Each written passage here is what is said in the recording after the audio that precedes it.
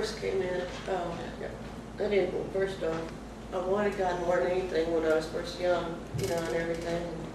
There were many things that took me away from that. I had a problem with a lot of the church people. A lot of people were kind of like, you gotta do this, you gotta do that, you gotta do this. And I just was like, can I just love it? You know, how do I find it? How do I get there? And so, you know, life happens, things happen and stuff. And it was always a struggle to get to them. So over a period of years, I just finally pretty much gave up on it. It wasn't happening. And so I just found my own way, you know. I became an electrician and lived that life for a while. And I was good at it. I was good at everything I did. Golly, I was so good. I mean, it's like everything I touched turned to gold, it seemed like. I didn't have any problem with money. I didn't have any problem with, I was good at sports. You know, I was good at everything. And I was just like my dad, just like I wanted to be, proud. I was so proud. And then I couldn't hardly not be that anymore, and that was my identity. And ended up finally had a back injury, and then I couldn't be an electrician anymore because I was the only girl in San Antonio. And I'd just broken into the field of it already, and so I was blackballed. And that's where, you know, you can't find work anywhere. And they said, you know, that, well, you know, I'm a girl with a back injury, who's going to want you? It's like, cheap shot. And so well, it's not all of them. I did printing there too for a while too, like my dad.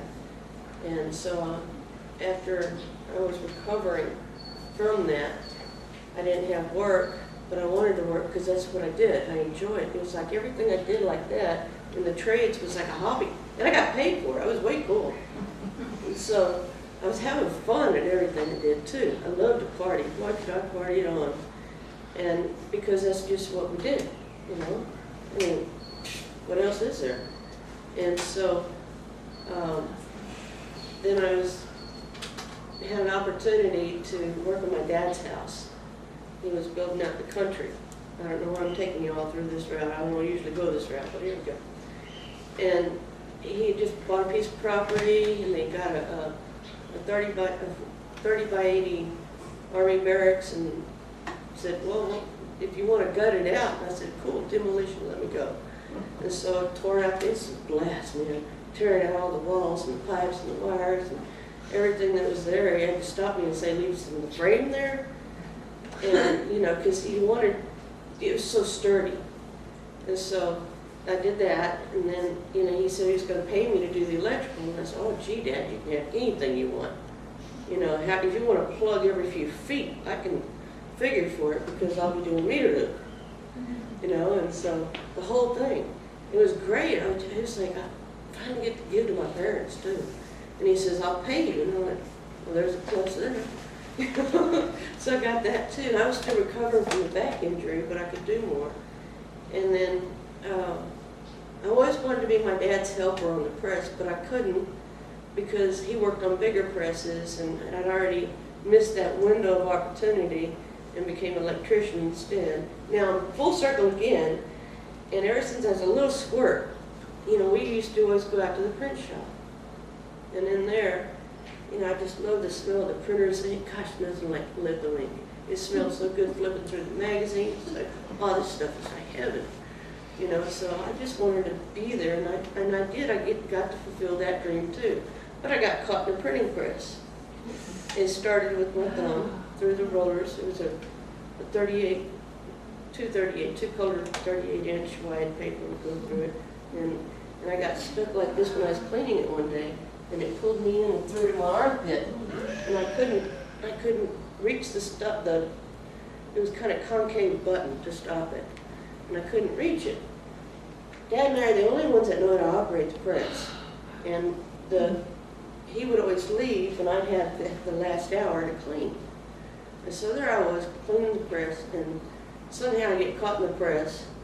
It brings me in, blowing out muscles, crushing the wrist, crushing the elbow, and it degloved it, which it didn't really tear it off, and it should have chopped it off at every turn, because it was kind of cut like that with a mean silver roller. And we got a picture of that in the book, and I didn't know that Dad had that, but he had to for the deposition and everything.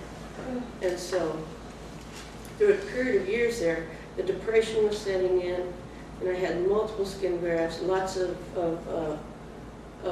bone work, you know, the orthopedic work done. I mean, the things that were holding me together were screws and stuff while they were still trying to get the skin to take, because it has to grow on. And so over a period of years, that was going on too. I ended up with like 30-something operations. And so it has a toll on your identity all during this. Already my identity's all screwed up. I mean, it just, as it was way screwed up because there was a lot more to it than even just this. And it was just hard, and I just got to where I was depressed. And they didn't have all these names, you guys. That all developed. They had all kinds of names later, but it started with depression.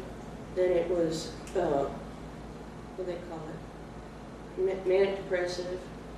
High highs, low lows, and high highs, low lows.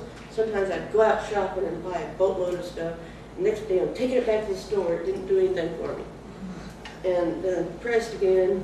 And then he says, I'm not doing any more operations until you see a psychiatrist. I said, I ain't talking to you. He said, well, you need to talk to somebody. You're about ready to blow.